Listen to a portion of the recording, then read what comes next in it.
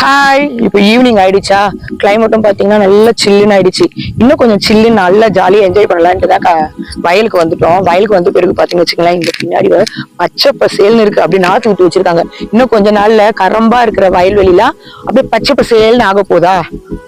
அதே நேரத்துல நாம பாத்துட்டு இருக்கும்போது ஒரு அழகான காட்சி நமக்கு கண்ணில் பட்டுது. சரி, அதை பார்த்துட்டு அப்படியே மெய் மறந்து நின்றுகிட்டு இருக்கோம். என்னன்னு பாத்தீங்கன்னா, ஆடு பாருங்க அழகா மேய்ஞ்சுக்கிட்டு இருக்கு. இப்ப வீட்டுக்கு போற டைம் ஆயிடுச்சு, அழகா ஓட்டிட்டு வர போறாங்களா, அதை பார்த்துக்கிட்டு இருக்கோம். இந்த ஆடு மேயறது, மாடு மேயறது, இந்த குருவிங்க கத்துற சவுண்ட் எல்லாம் நமக்கு இப்ப ரேர் ஆயிடுச்சு. சிட்டி எல்லாம் பாத்தீங்கன்னா கிடைக்காது. ஆனா கிராமப்புற வாழ்க்கையில தான் பாத்தீங்கன்னா இதெல்லாம் நல்லா என்ஜாய் பண்ண முடியும்.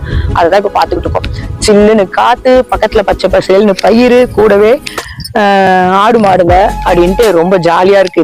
இந்த நேரம் ஜாலியா இருக்கு. எந்த மனசுல எந்த வித கஷ்டமோ வருத்தமோ எதுவுமே இல்லாம எல்லாத்தையும் மறந்துட்டு ஒரு அரை மணி நேரம் நல்லா பீஸ்ஃபுல்லா ரிலாக்ஸ் பண்றதுக்கு தான் இங்க வந்திருக்கோம். பார்க்கும்போது ரிலாக்ஸ் ஆயிடுது.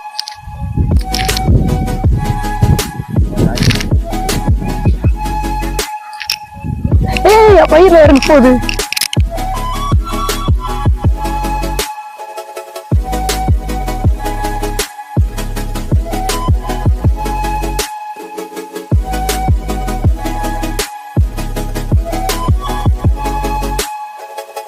இப்ப ஆடுங்கெல்லாம் வீட்டுக்கு போயாச்சு, நாமளும் வீட்டுக்கு போயிடலாம். ஏன்னா ரொம்ப இதுவாயிடுச்சு.